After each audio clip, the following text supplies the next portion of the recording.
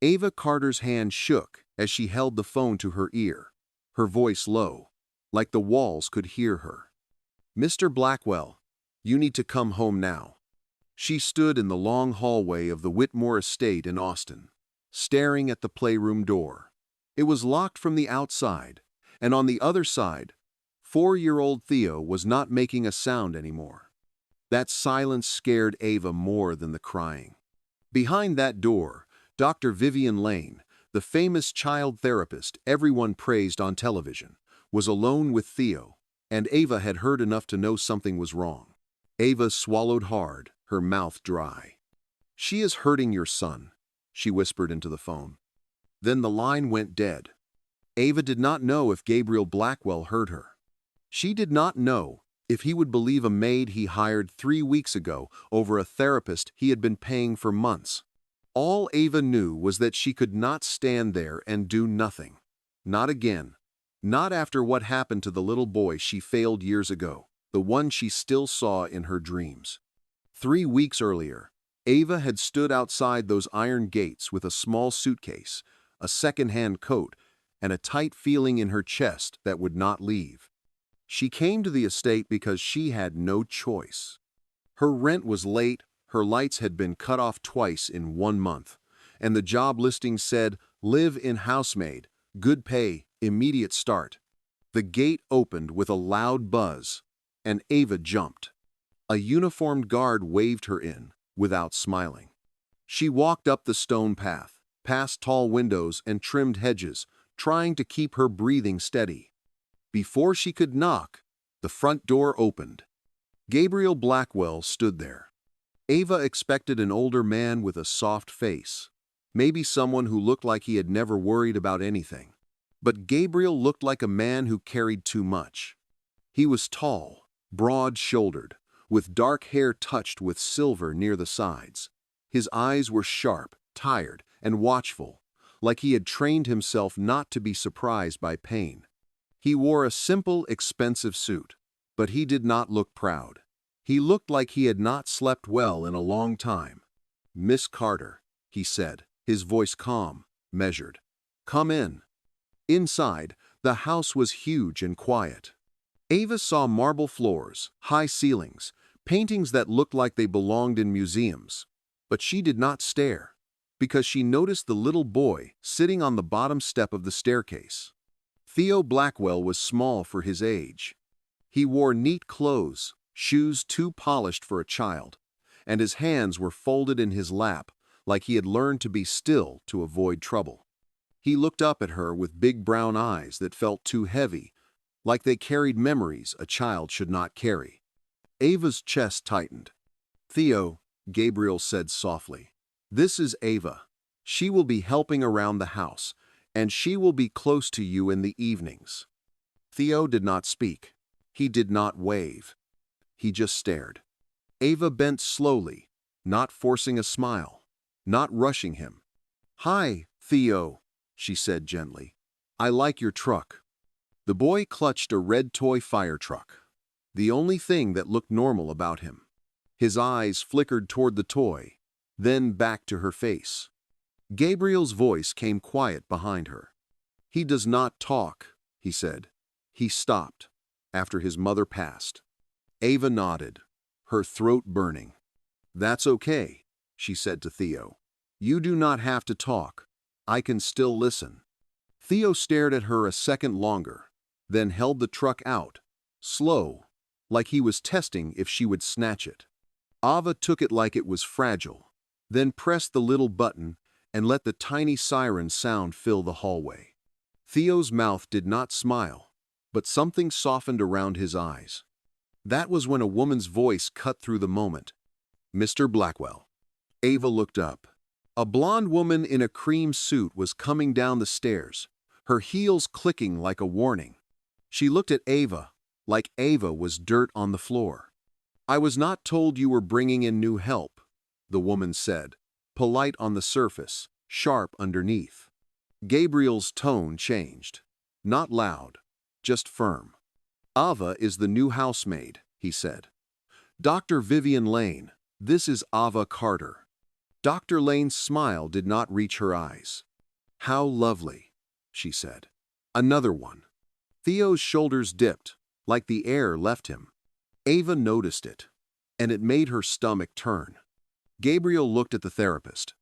"Your session is later," he said. "Theo will be with Ava until then."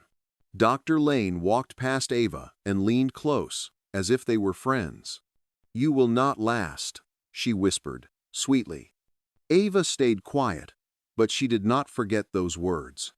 That evening, Ava learned the routine. Gabriel left the house around 7, came back late, always quiet. Theo went to bed early, but he did not sleep well. And 3 times a week, Dr. Lane came for therapy, and each time she left, Theo looked smaller, like someone had taken something from him. The first time Ava heard it, she was in the hall folding linens. Dr. Lane's voice rose inside the playroom. "No, Theo, no. Stop doing that." A pause. "Look at me when I talk to you." A small sound, like Theo was crying without wanting anyone to hear. Ava moved closer, her heart tight. Then she heard it, the thing that made her hands go numb. "Your mother is gone," Dr. Lane snapped. "Gone. Crying will not change it." Ava's eyes filled. She walked away fast, because if she opened that door, she knew she might lose her job right there. That night, when she helped Theo change into pajamas, she saw bruises, finger-shaped marks on his upper arm. Ava knelt beside him, careful. "Theo," she whispered, "did someone grab you?" Theo stared at the floor. His lips trembled. He did not answer. But he pulled his sleeve down fast, like he had learned to hide. Ava felt anger rise in her chest, but she held it down, because Theo needed calm, not panic.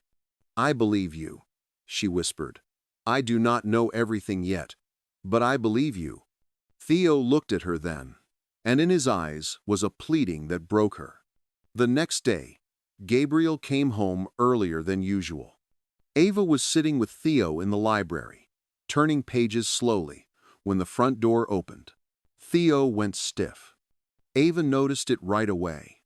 Gabriel stepped in, and he looked tired, but his face softened the moment he saw his son.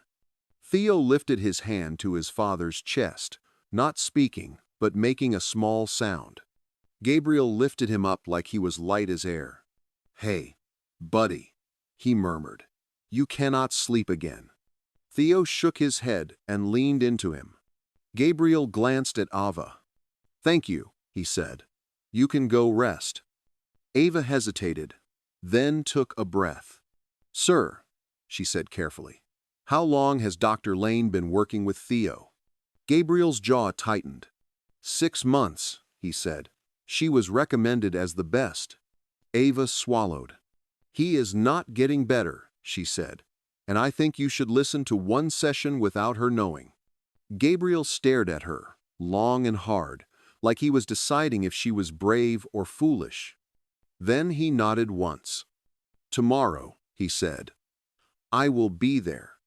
Ava walked to her room that night, feeling like she had pushed a boulder down a hill.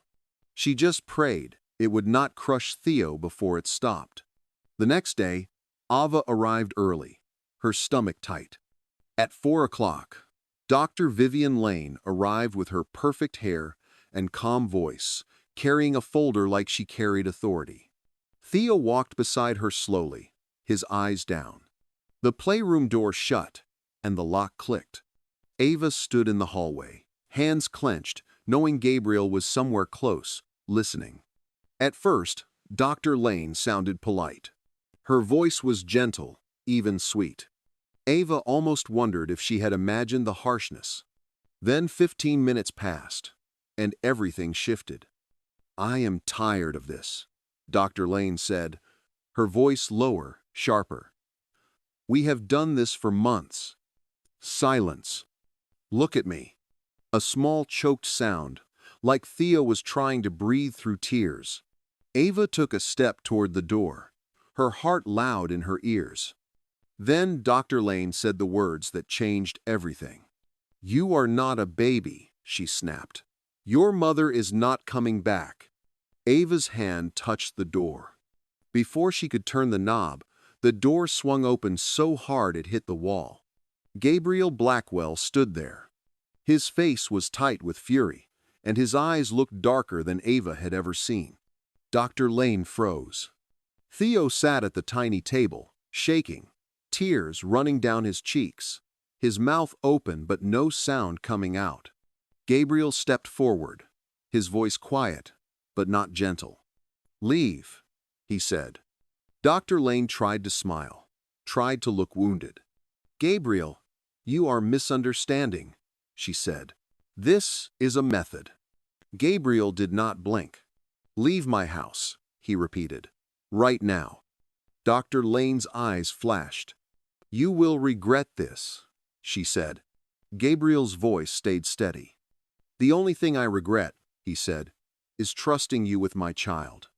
Theo flinched when Dr. Lane moved, like he expected to be grabbed. Ava stepped in without thinking and held her hand out. Theo reached for it. Gabriel saw that, and something broke in his expression. Dr. Lane walked past Ava, her perfume trailing like a threat. At the door, she turned. "This is not over," she said. Then she left. The house felt different after that, like a storm had moved out and left everything raw. That night, Gabriel did not leave at 7. He stayed home. He ate dinner at the table with Theo, even though Theo barely touched his food. He carried him upstairs himself. He sat by his bed longer than usual. Ava stayed close, helping quietly, cleaning, folding, doing her job, but also watching Theo's body language, the way he relaxed when the therapist's name was not in the air. Days passed, then weeks. Theo began to change. Not fast, not like magic, but like a plant that had been kept in the dark and finally saw light again. He started bringing toys to Ava. He started sitting closer. He let her brush his hair after baths without pulling away. One evening, Ava was helping Theo with a puzzle when Gabriel walked into the playroom and stopped. He just stood there, watching. Ava looked up, and his eyes met hers.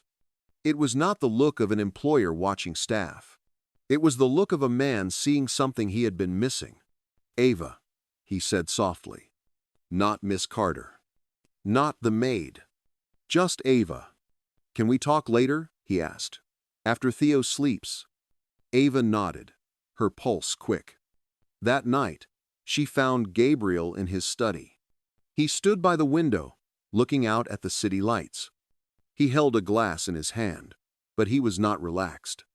"I owe you," he said without turning. Ava stayed near the door. "I did what I had to do," she said. Gabriel finally faced her. "No," he said. "You did what most people refuse to do. You told the truth." Ava's throat tightened. Gabriel took a slow breath. "Why do you care so much?" he asked. "Theo is not your child." Ava's hands trembled, and she hated that they trembled.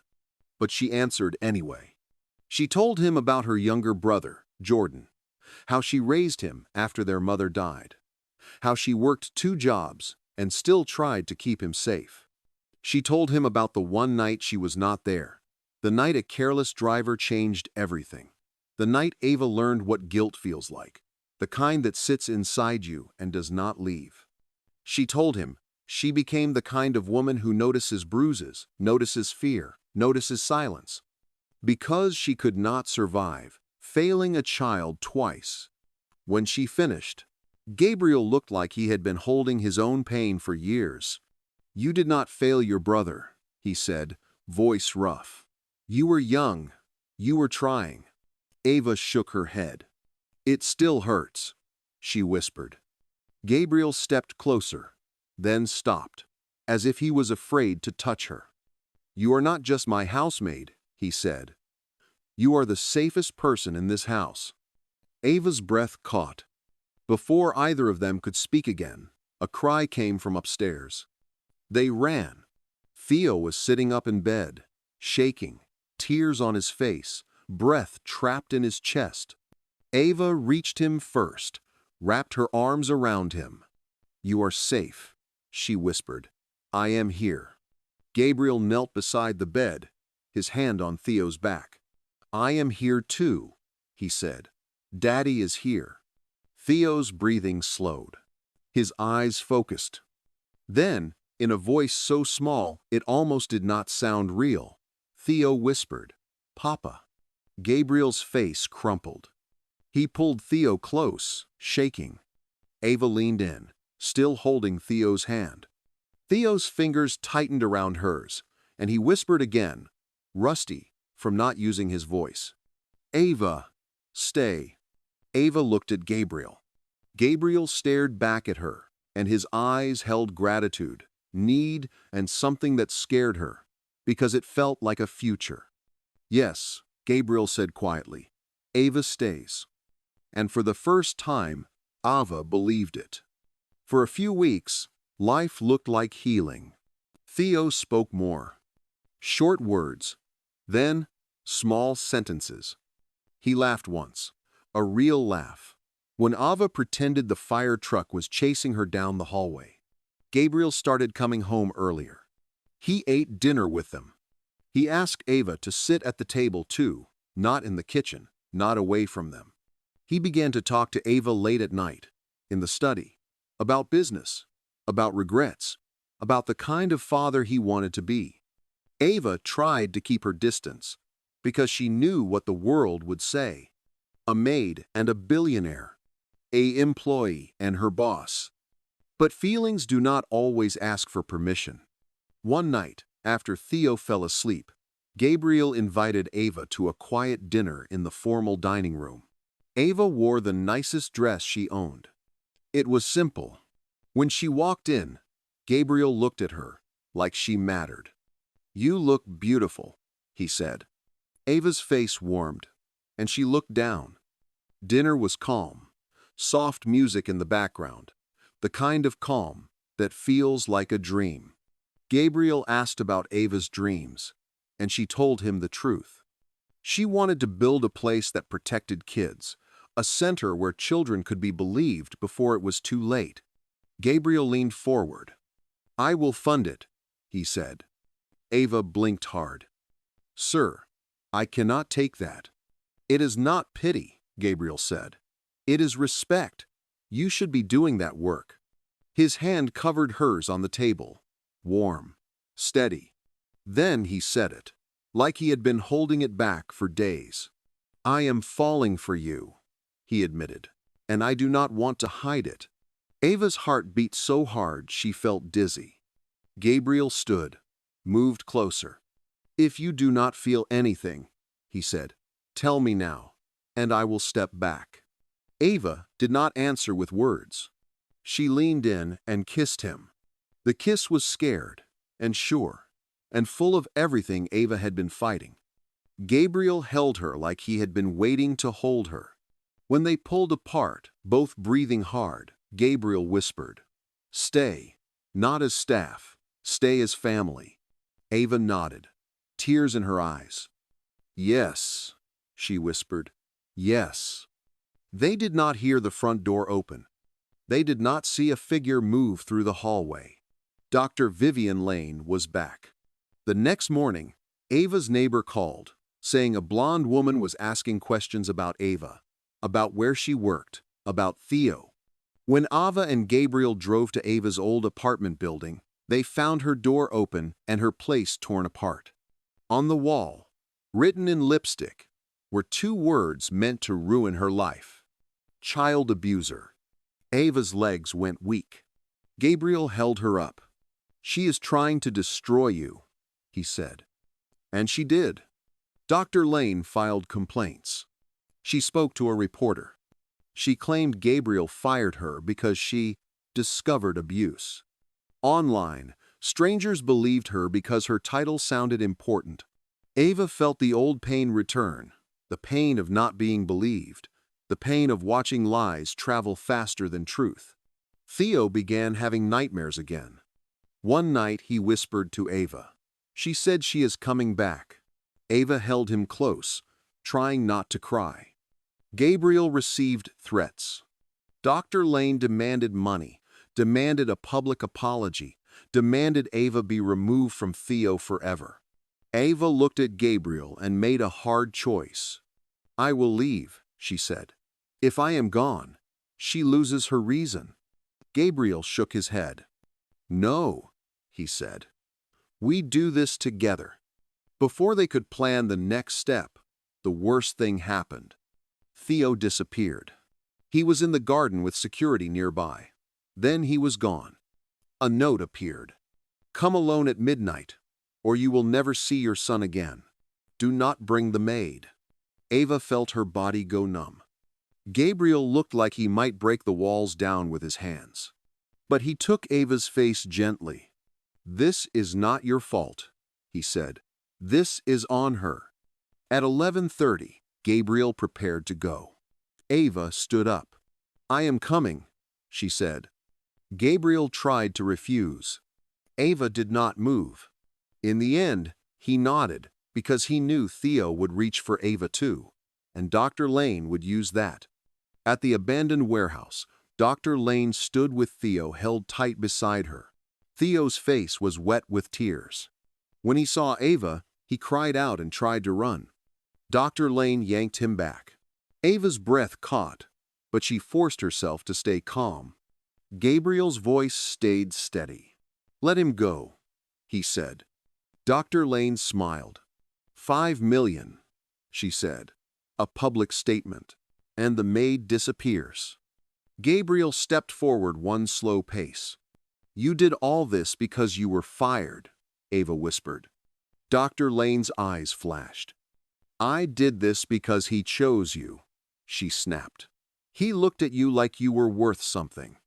Theo whimpered, "Ava." That one word cracked Ava's heart.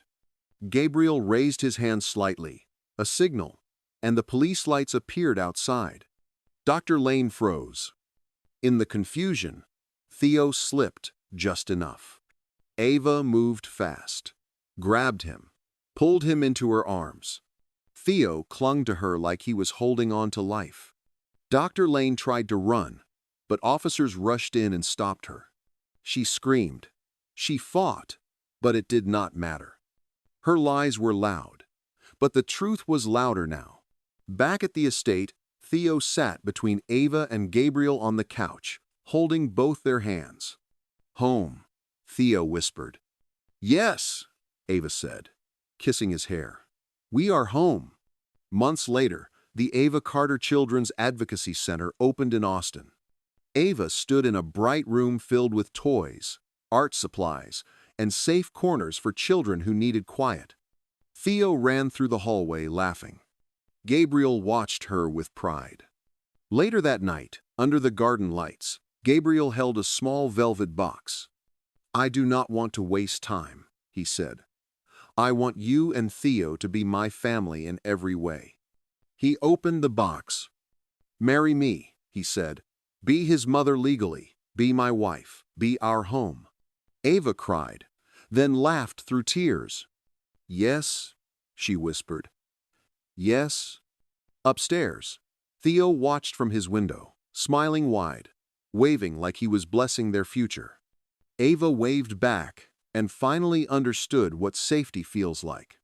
It feels like being believed, being chosen, and never being left alone again. Dear viewers, this story is not just about a maid and a billionaire. It is about courage, about choosing to speak when silence feels safer, and about protecting a child when the world tells you to look away. Ava could have stayed quiet. She could have kept her job and protected herself. But she chose to protect a little boy who could not speak for himself, and that one choice changed many lives forever. This story reminds us that real family is not only about blood or wealth. It is about who shows up, who listens, and who stays. When things become hard, it teaches us that titles do not always mean truth, and sometimes the bravest people are the ones the world overlooks. If this story touched your heart, please like this video and share it with someone who believes in kindness, courage, and standing up for what is right. Subscribe to the channel so you never miss our next emotional story. Tell us in the comments, where are you watching from? What part of this story moved you the most? And what lesson did you learn from Ava's choice? If you want more powerful stories like this, comment more stories, and you will be the first to receive them. Until next time, choose courage, choose compassion, and never ignore a voice asking for help.